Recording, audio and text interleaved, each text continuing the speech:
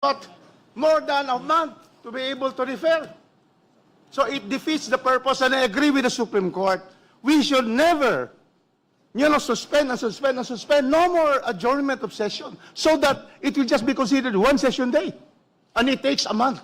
It takes about more than 3 times 4, 12 session days.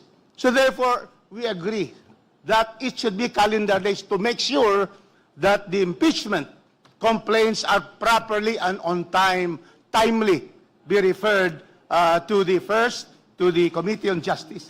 So that is clear. We experienced that, and the Supreme Court saw that there is a way to be able to defeat the purpose of our constitutional provisions. So they have changed the constitutional provision. It is clear that they have, they have violated the Constitution, the Supreme Court, because it says calendar days. And calendar days is always the days of the calendar. It cannot be, the session days is clear as the sessions, Monday to Wednesday, and so forth. And so that is the reason why we have that. So now it is clear that we should have calendar days to be able to tackle all the impeachments. Others are coming. So therefore, we should be able to have calendar days. Thank you very much, Mr. Chairman. We appreciate the opinion of the Honorable Rufus Rodriguez. Nevertheless, we are requesting all the members to confine our discussions only to those questions which will be very necessary to be able to proceed in our current impeachment proceeding. No? So initially, we were asked by the Honorable Lord and Suwan, makakaapekto ba itong resolution na ito sa ating kasalukuyang impeachment proceedings sa Pangulo? Ang sagot po, hindi, sapagkat ang ating resolution po ay patungkol sa pangalawang mode ng pagsasampa ng impeachment complaint. That is by at least 1/3 of all the members of the House.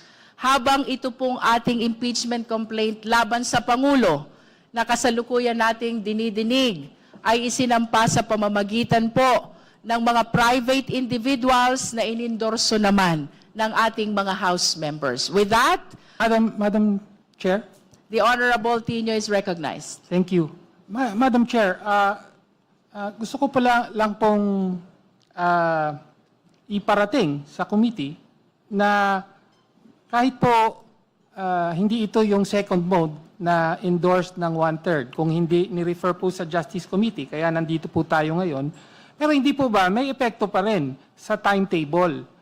Kasi sabi dito, determination of sufficiency in form, the Secretary General within 3 session days will return with a written explanation of insufficiency. So may mga sinasabi po, kailangan po na halimbawa, makapaglabas ng committee report ang Committee on Justice within 60 session days. So dahil po ang Supreme Court decision ay nagbigay ng bagong kahulugan sa session day bilang calendar day, may epekto po sa timetable. Hindi po ba? The Chair agrees with the Honorable Tino, and with that we will be deferring all these questions to the proper committee through the leadership of the House of Representatives. I wish to express that the Justice Committee is not in the proper position to pronounce whether or not we will be following every details of the resolution of the Honorable Supreme Court. We recognize, however, the presence of our Senior Deputy Majority Leader in the person of Congressman Noy Defensor. With that, we will proceed to our impeachment proceedings.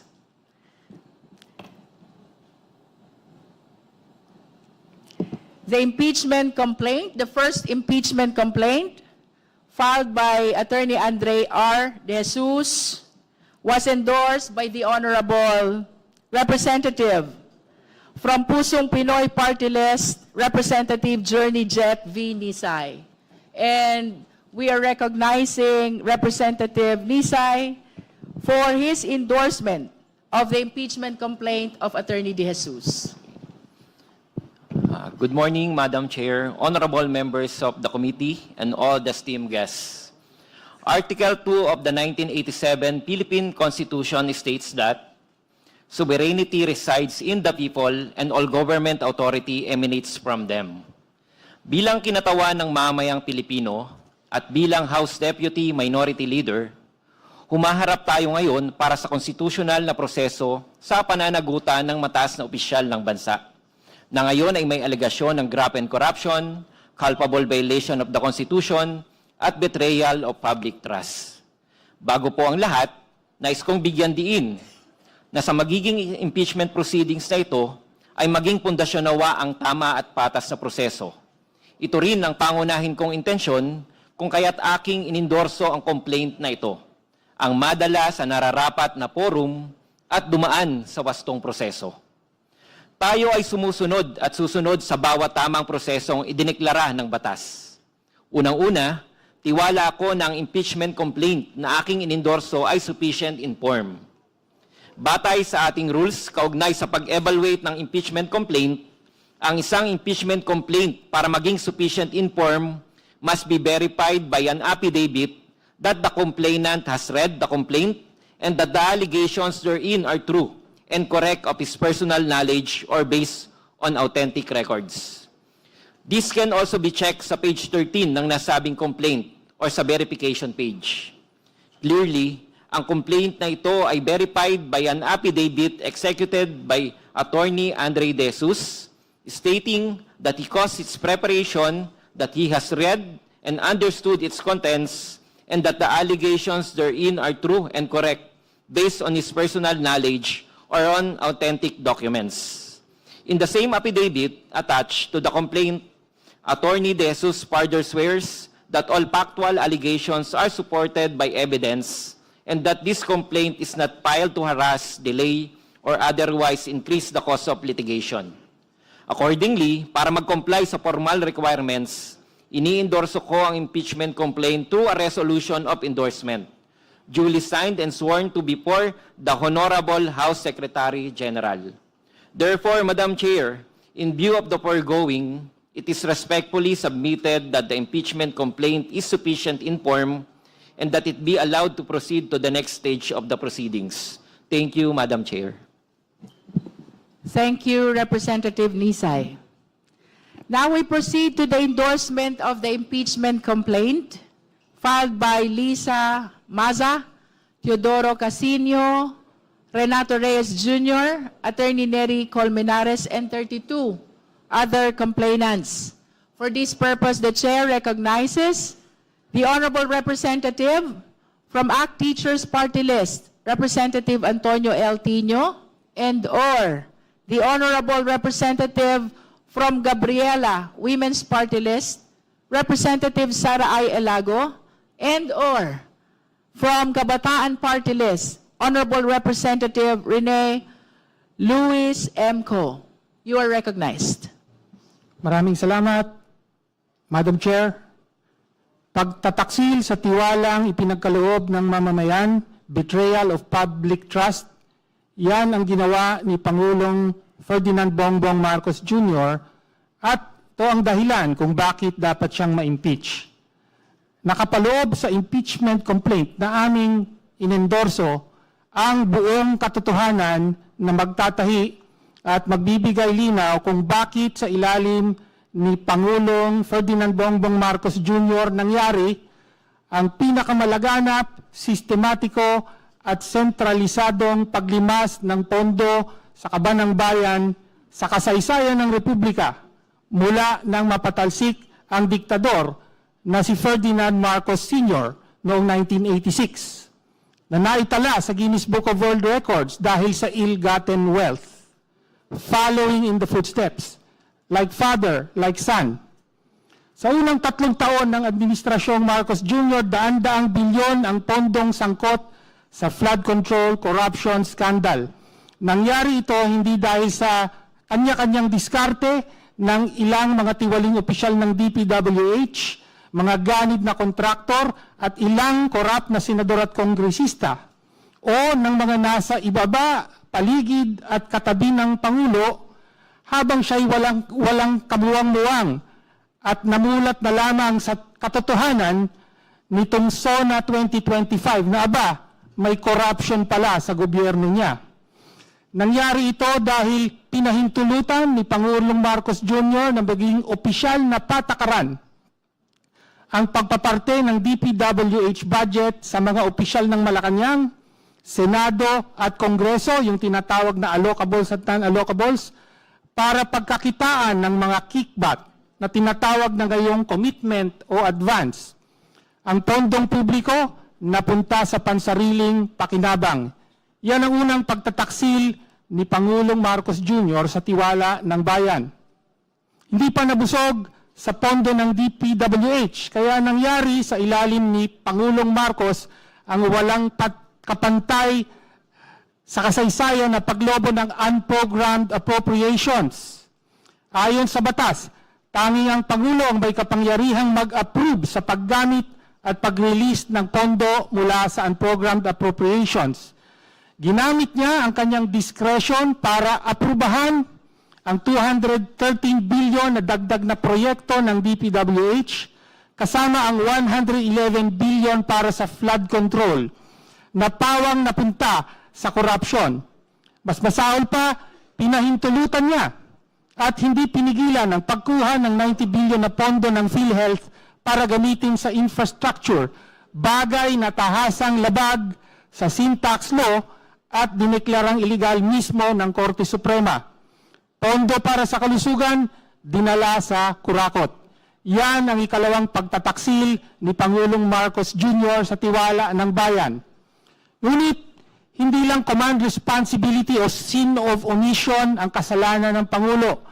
Direktang nag-utos siya ng hindi bababa sa 100 billion na insertion sa 2025 budget at tumanggap ng hindi bababa sa 8 billion na kickback. Saan ginamit ang pera? May bahaging napunta sa personal, ngunit ang kalakhan ginamit para sa eleksyon. Ito ang sekreto sa likod ng pagbaha ng pera sa panahon ng eleksyon. Pera ng taong bayan, ginawang kickback mula sa kontraktor, pinambili ng boto para manalo at umulit ang siklo. Ganyan mismo ang ginawa ng Pangulo. Ito ang pinakadirekta at masahol na pagtataksil ni Pangulong Marcos Jr. sa tiwala ng bayan. Sa mga tagapagtanggol na nagsasabing siya nga ang unang naglantad ng flood control scam, paano mong sasabihin sangkot at pasimuno siya? Sabi ng mga nagrarally, Marcos, Duterte, walang pinag-iba. May batayan yan. Si Duterte may tokhang na kumitil sa libong buhay at may peking gera kontra droga na tumarget sa ilang drug lord. Yung pala, pangunahing protektor, si Duterte, ng sarili niyang mga drug lord, habang pumusturang numero 1 kalaban ng droga. Si Pangulong Marcos naman, tinukhang ang bilyones na pondo ng taong bayan at naglunsad ng peking gera kontra korupsyon, kung saan siya ang bida, habang dinidiinan ang ilang korap, ngunit pinoprotektahan ang sarili at ang pinakamalapit niyang mga nandambong. Sufficient in form and substance ang complaint na aming inendorso. Wala tayong nakikitang dahilan para ibasura ng komiting ito sa napakaagang yugto at hindi pa abutin sa hearing. Nariyan lang sa tabi, nakatago sa publiko ang dalawang opisyal na merong mga resibo at ledger na magpapatunay sa direktang papel ng Pangulo, pagtanggap niya ng kickback at kung paano ginamit at saan napunta ang pondo. Maaari silang pasalitain sa pagtuloy-tuloy ng impeachment proceeding na ito. Tinutukoy ko sina former Executive Secretary Lucas Bersamin at Undersecretary Adrian Bersamin. Ito ang buong katotohanan. Si Pangulong Ferdinand Bongbong Marcos Jr. ang pinakamalaking isda sa flood control corruption scandal. Ginawa niyang command center ng organized plunder ang Malacanang. Inagaw niya ang pondo para sa kalusugan ng mamamayan, para sa kickback ng ilan at direktang nag-utos ng 100 bilyong pisong insertion para tumanggap ng kickback. malubhang pag-abuso ito sa kapangyarihan ng pagkapangulo at pagtaksil sa tiwalang ipinagkaloob sa kanya ng mga Pilipino. Dapat siyang ma-impeach. Maraming salamat po, Madam Chair. Thank you. Honorable Sara Ilago. Sa ngalan ng Gabriela Women's Party, inendorso namin ang reklamong impeachment laban kay Pangulong Marcos, nina Maza et al. Bilang bahagi ng tuloy-tuloy na paglaban sa korupsyon at mahalagang hakbang tungo sa pananagutan. Ang laban para managot ang lahat ng kurakot ay laban para sa kapakanan at kinabukasan ng mga pamilyang Pilipino. Kapag may korap, napakabigat ng tama sa mga kababaihan, lalong-lalo na ang mga mahihirap.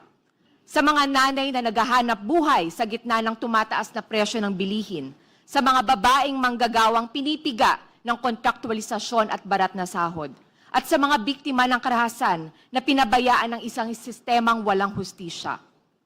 We are endorsing this verified impeachment complaint, which presents acts of betrayal of public trust, demonstrating command responsibility and personal culpability of the President himself.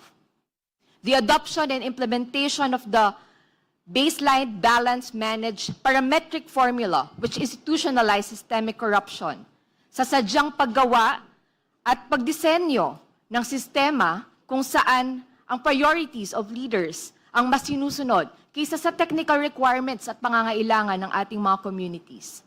Ang flood control program na dapat sana ay para sa pag-iwas sa sakuna at kaligtasan ng publiko ay ginawa ng makinarya para sa malawakang pagnanakaw. We have also seen how public funds meant for urgent national needs are turned into the administration's presidential pork barrel. Sa pag-authorize ng Pangulo sa release ng 213 billion pesos ng unprogrammed appropriations, kung saan ang 111 billion pesos para sa flood control projects na pinili batay sa priorities ng leaders lang, ang pondo para dapat sa pagtugon sa pagbabaha at kalamidad ay ginawang pondo para sa sistematikong katiwalian. Hindi ito basta lamang paggamit ng kapangyarihan, ito ay pagtataksil sa tiwala ng taong bayan. Dagdag pa, ang pagbibitiw ng kanyang mga pinakamatataas na opisyal matapos ang mga seryosong aligasyon ng mga kickback ay nagpapatunay na ang bakas ng katiwalian ay hanggang sa Malacanang. Wala man lang ipinatawag at humarap sa mga investigasyon sa kanila. May resignations pero wala man lang thorough investigation. Walang kahit anong investigasyon tungkol sa kinalaman mismo ng palasyo at ng Pangulo mismo bilang nasa tuktok ng kapangyarihan. Hindi ito pwedeng palusutin. Para po sa akin, bilang isa sa mga endorsers, the most painful proof of this betrayal of public trust is felt not just in these documents of the verified impeachment complaint, but in the lives of our people. Habang bilyong-bilyong piso ang kinakamkam ng mga kurakot sa ilalim ng pamumuno ng Pangulo, pasan-pasan ng mga ordinaryong Pilipino ang matataas at mabibigat na buwis.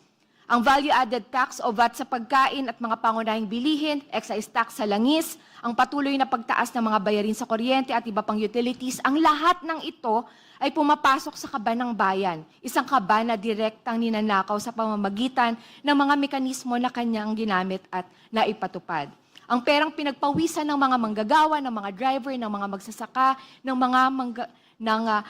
ordinaryong mamamayan ay napupunta sa mga bulsa ng mga kurakot. Therefore, I urge every member of the House Committee on Justice and of the entire House of Representatives, the substance of this complaint is more than sufficient. Makatwiran at makatarungan ang impeachment complaint na ito. Huwag nating ipagkait sa taong bayan ang karapatan sa katotohanan. Huwag nating ipagkait sa taong bayan ang karapatan sa pananagutan. Maraming salamat. Before we proceed, may we acknowledge the presence of the Honorable Crispin Diego M. D. Remulla, Deputy Majority Leader, and the Honorable Bienvenido M. Abante from the 6th District of Manila. Thank you for coming. Now, Honorable Reneco. Madam Chair, mga kapwa ko mambabatas at sa mamamayang Pilipino. Nasa harap ninyo ako ngayon bilang kinatawan ng kabataan at isa sa 3 miyembro ng Kamara na nag-endorso ng verified complaint mula sa taong bayan. 36 na individual mula sa iba't ibang sektor para sa impeachment ni Pangulong Ferdinand Romualdez Marcos Jr. dahil sa kanyang pagtataksil sa tiwala ng publiko sa kanya o betrayal of public trust, na alinsunod sa konstitusyon ay isang marapat na batayan para matanggal siya sa kanyang pwesto. The Constitution says, public office is a public trust.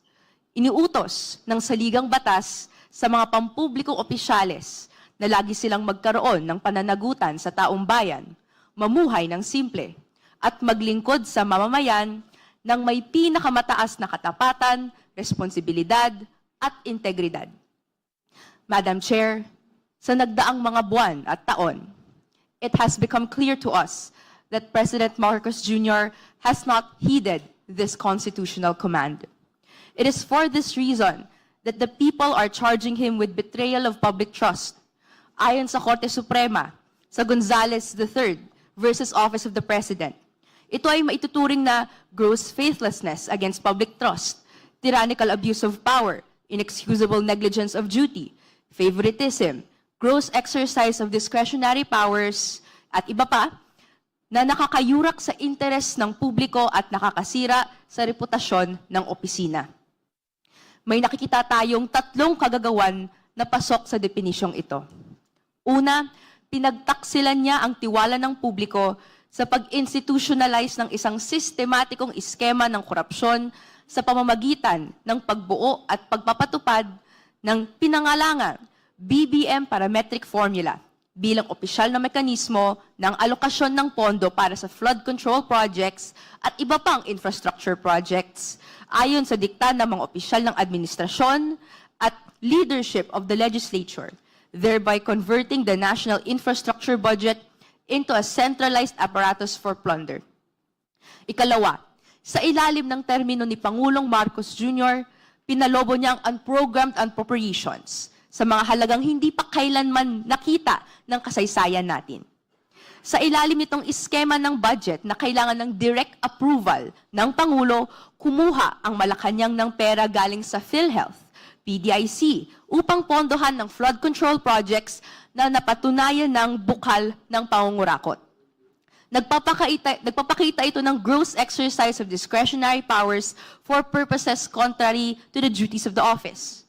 Sumumpa ang Pangulo na itaguyod ang konstitusyon, pero sa pag-abuso sa unprogrammed appropriations ay sangkot siya sa paglabag nito, sa paglusot sa konstitusyonal na kapangyarihan ng Kongreso na itakda ang pambansang budget. Ikatlo, may mga testimonya na personal at direktang iniutos ni Pangulong Marcos Jr. ang pagpasok ng hindi bababa sa 100 bilyong pisong halaga ng mga maanumalyang flood control projects at iba pang proyekto ng infrastruktura sa 2025 General Appropriations Act. Si Yusek Bernardo mismo ang ginawang state witness ngayon sa mga kaso kontra korupsyon ang nagkumpirma na may nakuha nga ang Malacanang, bagay na kinikilala sa Senate Blue Ribbon Committee hearings. Marami ang nanalig sa mga ulat at pangako sa SONA pa lamang ng Pangulo. Noong SONA 2024, may pinagmalaki na may natalang 5,500 na natayong flood control projects. Pero sa sunod na taon, lalabas na sa buong panahon pala ay wala raw kaalam-alam ang Pangulo sa pangungurakot dito. Kundi man ito pagpapanggap at panloloko sa publiko dahil sangkot siya, lantaran naman itong kapabayaan. Sumumpa ang Pangulo to, quote, do justice to every man, to consecrate himself to the service of the nation. At sa dulo, hindi naman po ito nakita. In the past year, we, the youth, heard time and time again of the expectation from us to take charge of our future. Para tuparin ang aming papel bilang pag-asa ng bayan, ito ang ginagawa namin ngayon. We will hold public officials to account for their misspending, for the pesos that should have went to public and social services but went to personal interest. Wala na dapat makalusot. Ito ang panahon ng pananagutan. Sa inendorso naming verified impeachment complaint laban kay Pangulong Marcos Jr., sinasaad natin ang facts constituting betrayal of public trust. Wala pong rason kung bakit hindi dapat ito tumuloy-tuloy sa hearing proper. Bilang mga mambabatas, Madam Chair, hindi dapat tayo matakot na ungkatin ang katotohanan. Ang hiling ng kinatawang ito, let the Filipino people who suffered from disasters and lacking basic social services because of misuse and abuse of public funds see their day in court. Let the Filipino people repose their trust in a public office that deserves it and does not betray it. We, the Filipino youth, demand better leaders, and we deserve better leaders. Thank you, Madam Chair. Thank you. That completes the endorsement of the Jesus complaint by Representative Nisay and the Masa et al. Complaint by Representative Tino, Representative Elago, and Representative Reneco. We shall now proceed to the determination of sufficiency in form. In compliance with the process, I understand that you've made mention, or the endorsers have made mention already about their position with respect to form, but nevertheless, we will be requesting them to make a formal manifestation with respect to their complaints sufficiency in form, compliance to the sufficiency in form. We recognize the Honorable Nisay for his manifestation on the De Jesus impeachment complaint with respect to sufficiency in form.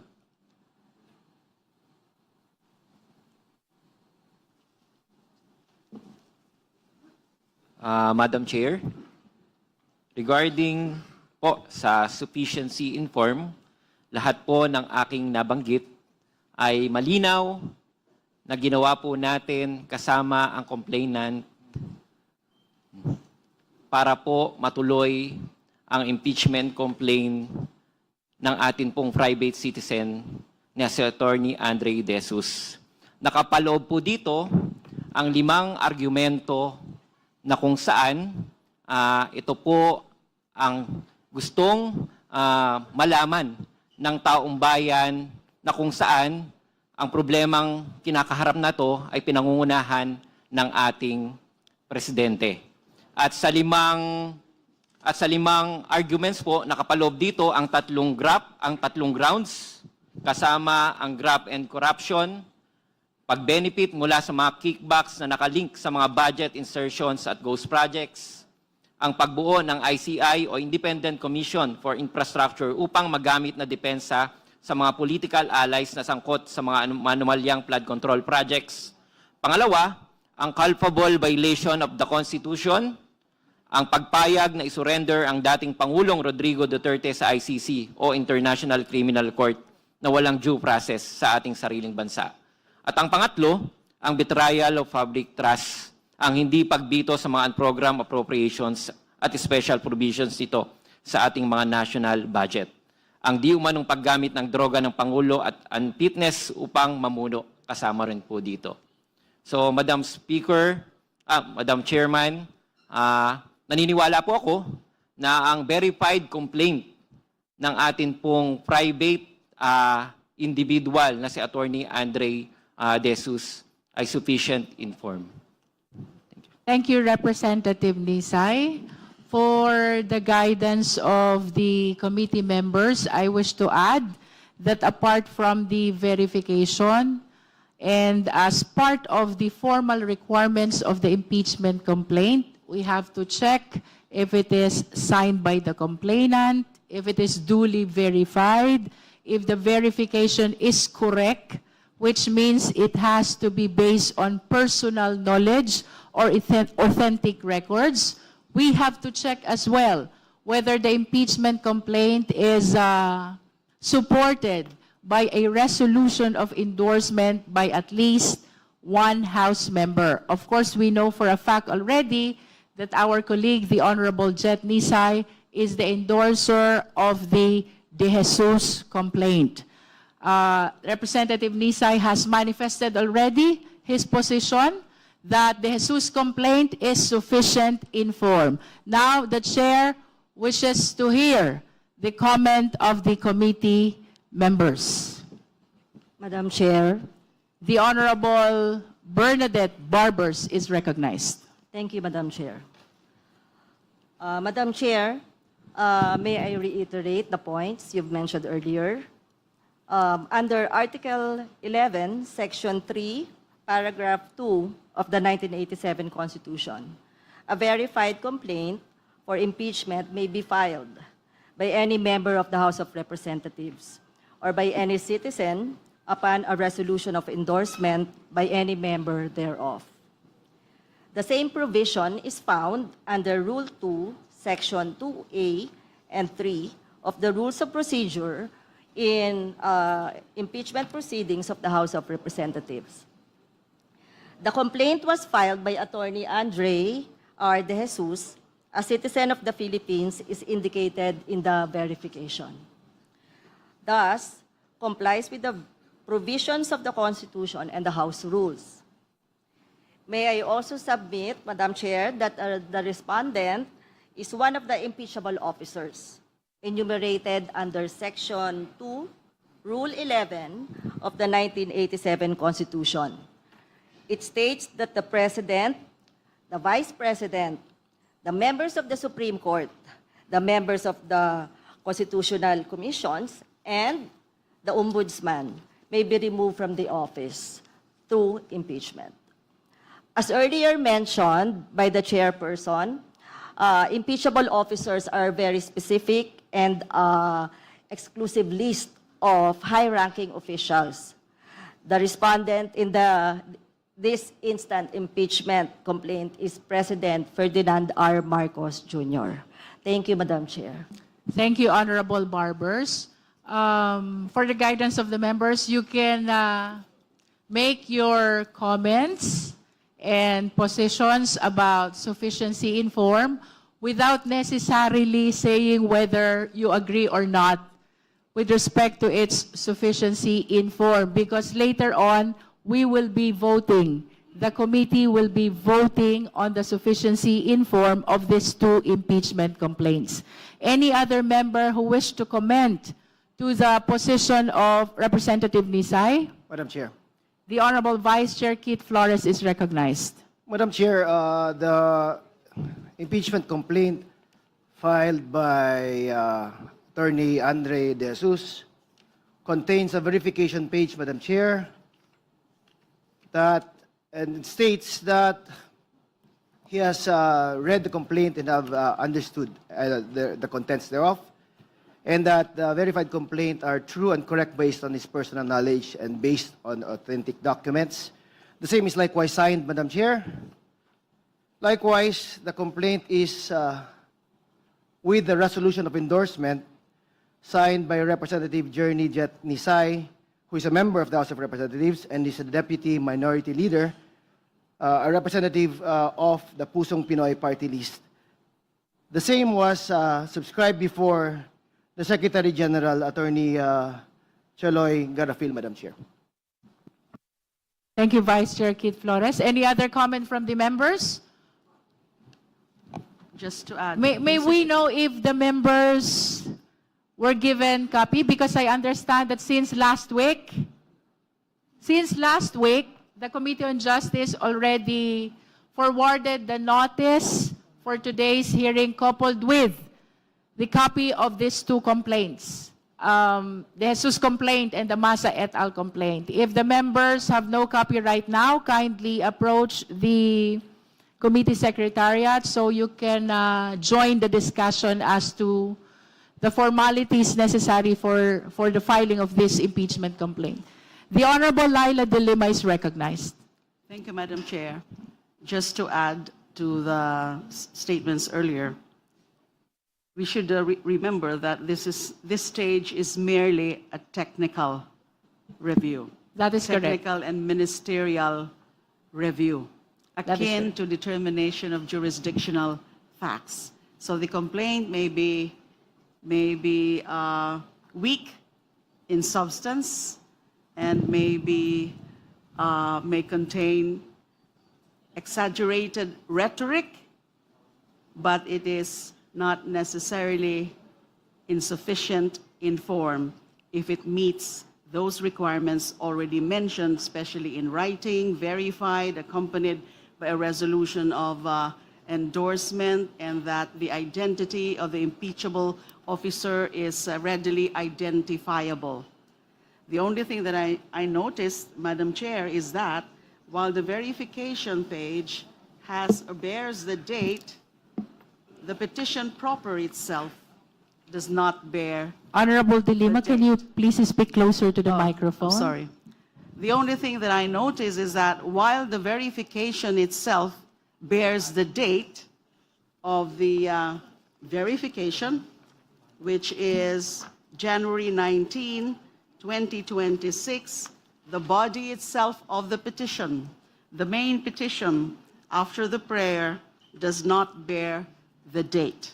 But I'm not sure whether it's something that can render the whole petition insufficient in form. But I agree that all the other requirements are there, because part of being signed should also be dated, and the date should be both on the petition and on the verification. Maybe I'm just being so technical about it, but I would still consider that this is sufficient in form in its totality. Thank That is the De Jesus complaint. you. The De Jesus complaint. Okay. The observation of the Honorable De Lima about the blank date in the body of the De Jesus complaint is noted by the committee. Madam Chair. Madam Chair. The Honorable Tanwatco is recognized. Yeah, thank you, Madam Chair. Maybe for the benefit of the members who just received the complaint, is it possible to flash on the screen the verification page just to look at the signature, and it can be confirmed anyway by the endorser representative? We are directing the committee secretariat to kindly flash in the screen the De Jesus complaint, especially the verification part. Madam Chair, The Honorable Vice Chair Garbin. just a clarification on the verification of Attorney De Jesus. We made mention that it was subscribed before the Office of the Secretary General. Upon perusing the verification, and the jurat tells us that it was Attorney Ana Patricia Chua who administered the notary. So let me be clarified, Madam Chair, whether there was a separate. There are actually two documents that needs to be under oath. One is the verification, and the other one is the endorsement. And the Honorable Vice Chair Keith Flores would like to comment to that. Madam Chair, while the verification was notarized by a private lawyer, I think, the endorsement, the resolution of endorsement, which was signed by the Representative Jet Nisay, was subscribed to before the Secretary General, Madam Chair.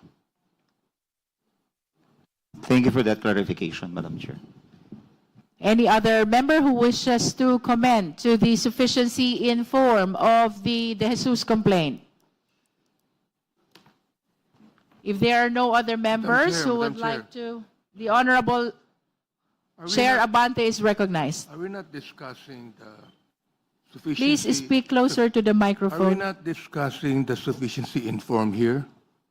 But this is a proceeding on the sufficiency in form. Yes, Madam Chair, but I did not hear any explanation of Congressman Nitay on the sufficiency in form. What I heard was the complaint on impeachment.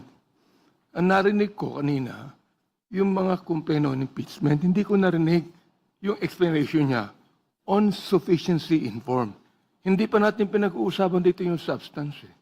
Ang pinag-uusapan natin dito, ang sufficiency in form. Kaya nais ko muna marinig ang paliwanag ni Congressman Nitay tungkol sa sufficiency in form ng verified complaint na ito.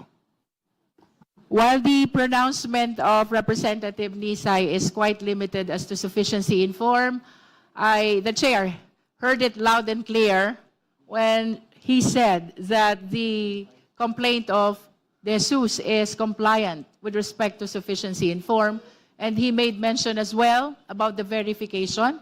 unless Representative Nisay would like to make an additional manifestation. Madam Chair, generally, a complaint is sufficient in form if it meets the formal requirement on its face. Sa ilalim ng rules, ang complaint dapat ay katulad ng nabanggit nyo kanina, verified under oath by the complainant through an affidavit stating that he has read and understood the contents of the complaint and that the allegations therein are true and correct based on his personal knowledge or authentic documents. So lahat po ng yan present naman sa ating complaint. Therefore, I am manifesting that the complaint is sufficient in form. Thank you, Madam Chair. Bishop, I hope that satisfies the Honorable Abante.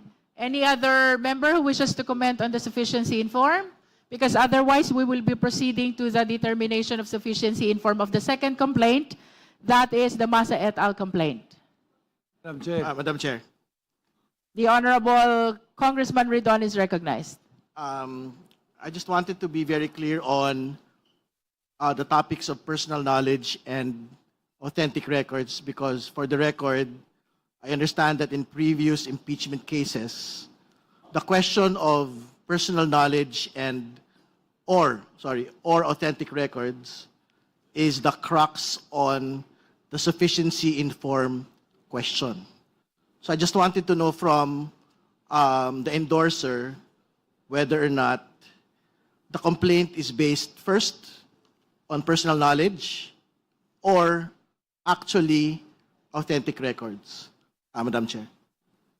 The Chair wishes to remind the committee members that our determination of form and substance should be confined in the impeachment complaint itself. As to whether or not it is indeed based on personal knowledge or authentic records, we will be proceeding to that on the proper time. But for the purpose of determination of sufficiency in form, what we're looking at right now is whether the verification is properly written, which means it has to include personal knowledge and authentic records. I submit, Madam Chair. May we flash on the screen for the benefit of those who wish to see the impeachment complaint. This is the verification part. Can you please zoom?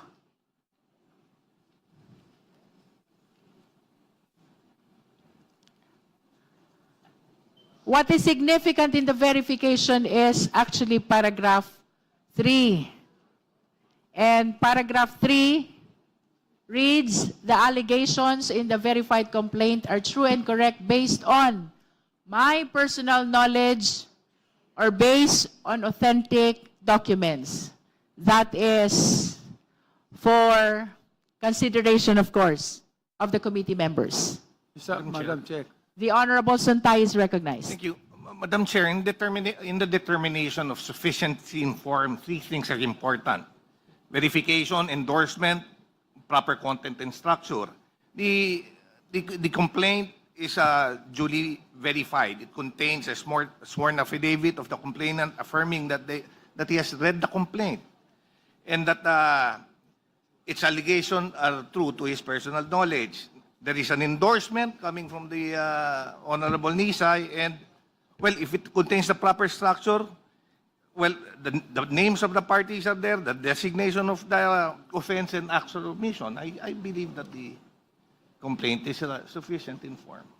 Thank you, Congressman Suntay. The Honorable Vice Chair Dumogan is recognized. Thank you, Madam Chair. It is clear enough.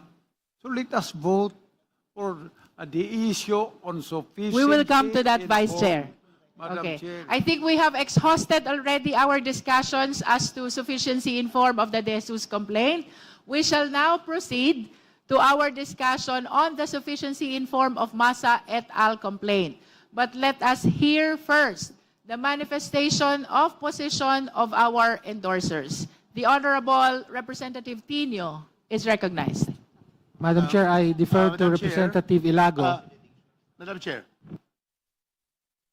With the indulgence of the Honorable Tino, the Honorable Rodriguez is Let recognized. us first, it's a matter of order. We have already discussed, and there's a presentation of the congressman endorsing the complaint. There has been statements that they are informed. I think we should now vote. We should not vote on the first one before we go to the second one. Yes, so I ask for a vote, Madam Chair, for the sufficiency in form of the De Jesus complaint as endorsed by Congressman Jet Nisay. So moved, Madam Chair. There is a motion to vote on the sufficiency in form of De Jesus complaint. Do I Second. hear a second? Second, Madam Chair. The same has been seconded. So the motion is granted. The chair is now ready to hear the necessary motion. Madam Chair, The Honorable Madam Chair, Amben Abante is Madam recognized. Chair, I move to declare the impeachment complaint filed by Attorney Andre R. De Jesus sufficient and informed. That's already been moved by me. It's already been moved. So let us move on the prior motion. The and we have understanding to of the vote or chair not. about the motion of the Honorable Rodriguez is a motion to vote already about the sufficiency in form of the De Jesus complaint. And that is why I solicited a second, and the chair granted that motion to vote already. Now we are entertaining the motion to declare the De Jesus complaint as sufficient in form as raised by the Honorable Amben Amante. Vote of the, Madam Chair, the motion to vote, if it is voted in favor, it's approved. It is therefore voted in form as sufficient. So there's no need for another motion to declare. Because I have already moved to vote, and with that vote, it will result on either its referral back to the Secretary General because it is insufficient in form, or it is approved, it is sufficient in form, and we proceed to the next step. Thank you, Madam Chair.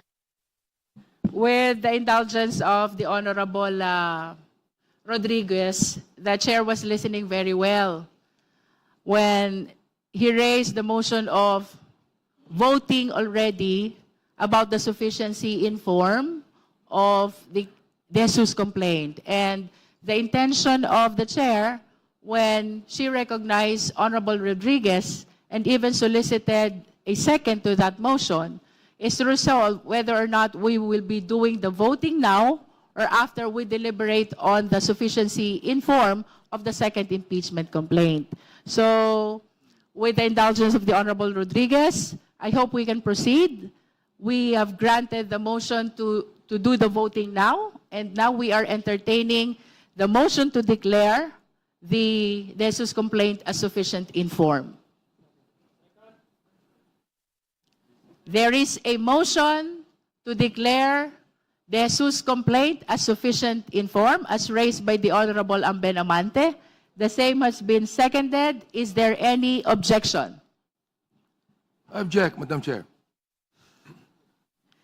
I did not properly hear the explanation on that sufficiency in form. And that is what I would like to hear. And because of this, I object. There is a motion to declare the De Jesus complaint as sufficient in form. The same has been objected to by the Honorable Abante, and therefore we will be dividing the House. Those who are in favor of the motion, please raise your right hand. Comsec, please count.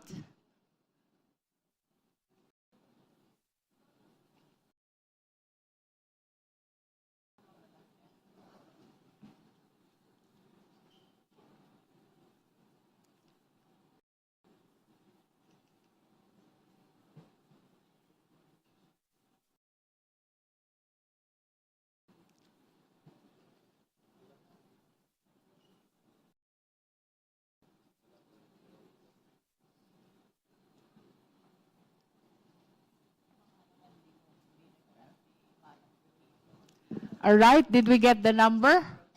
Those who are not in favor of the motion, please raise your right hand.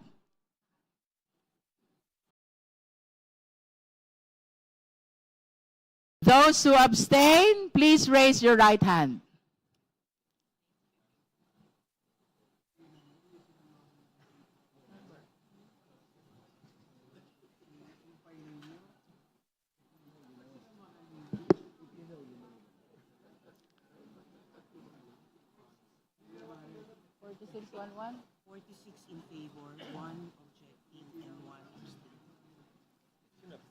With 46 votes in favor, 1 vote against, and 1 abstain, the chair declares the De Jesus complaint as sufficient in form.